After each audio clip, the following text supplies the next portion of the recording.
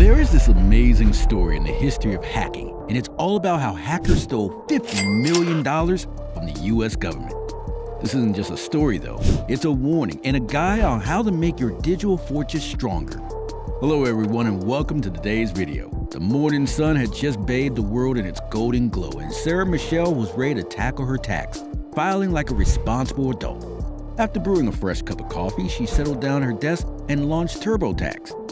However, as she began entering her information, an error message appeared, sending shivers down her spine. Her tax return had already been filed. Concerned, Sarah quickly reached out to the IRS hotline in hopes of finding answers. The response on the other end of the line left her in a state of disbelief. Her taxes had indeed been filed and a deposit was scheduled for that very same day. However, the IRS couldn't provide any information about the account or the individual responsible due to their strict tax privacy laws. It seemed as though Sarah was on the brink of losing a significant amount of money to an unknown criminal. Picture this. It's tax season and it's in full swing, and people worldwide preparing to file their returns. Among them are many individuals just like Sarah Mitchell.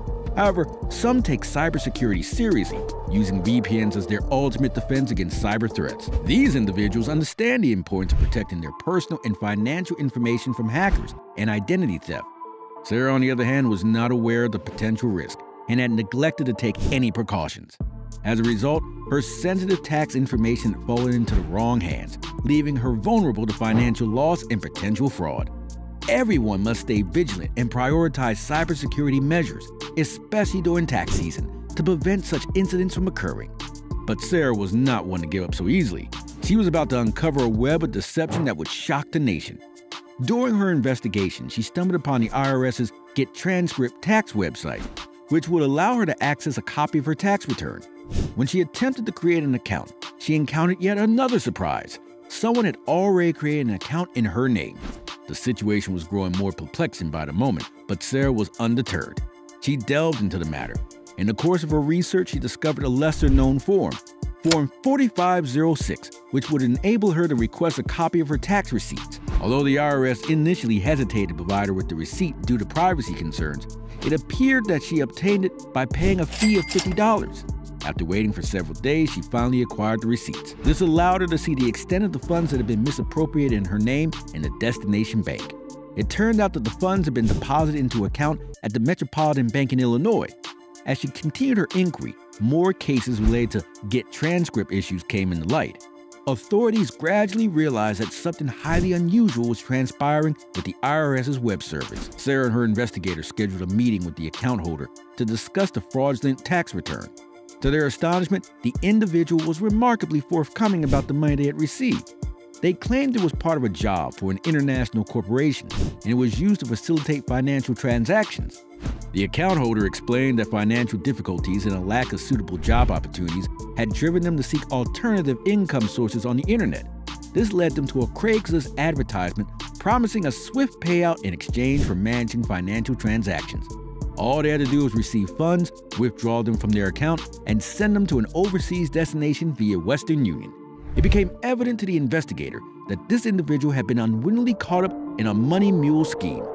Money mules are individuals who receive funds from a third party, often victims of cybercrimes, and subsequently cash out and transmit the money to criminals to maintain anonymity. While some are part of a criminal organization, others, like this individual, become involved without a full understanding of the criminal activities. Meanwhile, as Sarah and her investigator were conversing with the account holder, the IRS was alerted to a substantial security breach. This breach would involve Sarah, the account holder, and ultimately turn the IRS on its head. But Sarah's story doesn't stop there. It underscores the significance of our second lesson, using strong passwords. Your first line of defense is hitting that like button. All jokes aside, you should manage your password. Make it complex and unique for each account. However, little did Sarah know that this money mule was just a small piece of a much larger puzzle, one that would soon unravel. On May 20th, 2016, the IRS disclosed that cybercriminals had successfully stolen millions of dollars in tax returns and thousands of taxpayer documents. The stolen data included social security numbers, home addresses, and more. The criminals had been purchasing packages of American taxpayer data from the dark web, particularly from users of a major tax software company, as it had been previously hacked. This data was acquired for a mere fraction of its true value. The criminals then meticulously constructed thousands of American taxpayer profiles, containing personal information ranging from family members' names to home addresses. These profiles were used to create accounts on the IRS's Get Transcript website, granting access to tax receipts of numerous individuals. The criminals were able to fill in gaps in the data that they had obtained from the dark web. Among these individuals was Sarah Mitchell, who explained her inability to create an account on Get Transcript during her investigation. The criminals capitalized on this information to submit thousands of fraudulent tax returns, resulting in a payout of over $50 million. Most of this money was successfully transferred to money mules, who then forwarded it to accounts in various international locations, including Africa, Eastern Europe, and China. In essence, the criminals had managed to steal money from the American government through its tax system, using American citizens as unsuspecting money mules.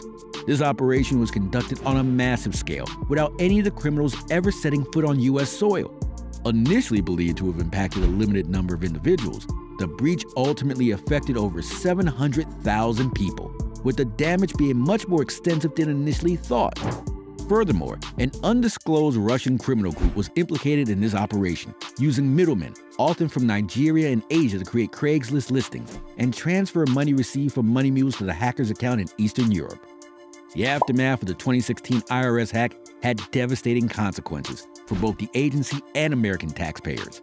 The IRS found itself in a storm of criticism, facing severe scrutiny for its inadequate cybersecurity measures and a lack of transparency in dealing with the victims of the breach. To mitigate the damage, the agency was compelled to allocate millions of dollars towards enhancing its cybersecurity infrastructure. This was a costly lesson in the importance of safeguarding sensitive taxpayer information. In addition to bolstering its security, the IRS had to provide free credit monitoring services to the victims, a necessary step to prevent identity theft and financial loss. These services offered a degree of relief to those whose personal information had been compromised. However, the story doesn't end there. The IRS was inundated with lawsuits filed by aggravated taxpayers whose personal data had been stolen and used in fraudulent tax returns. The legal implications of the hack were significant, and the consequences were far-reaching. One aspect of this cybercrime that came into sharp focus was the role of the money mules. These individuals are often unwittingly used by cybercriminals to transfer stolen funds. While some may be aware of their participation in illegal activities, many are innocently caught up in schemes they don't fully understand. The aftermath of the hack revealed that money mules can face substantial legal consequences for their involvement in these crimes, with sentences often extended over multiple years. Despite the chaos that ensued after the hack, one question lingered in the minds of those seeking justice. Who were the masterminds behind this massive cybercrime? The answer today is still unknown, leaving victims, authorities, and us in the rather somewhat exciting manhunt for these criminals. Is it the tech-savvy guy from school? Is it the neighbors? There's even a very small chance it might be your own mother. Who knows? Before we end, please leave a comment telling us what you think about this amazing story. Your ideas are very helpful to us.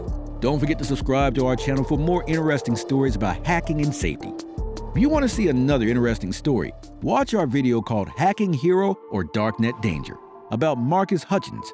You won't want to miss this story. Thanks for coming along with us on this interesting trip through hacking and defense. Stay safe.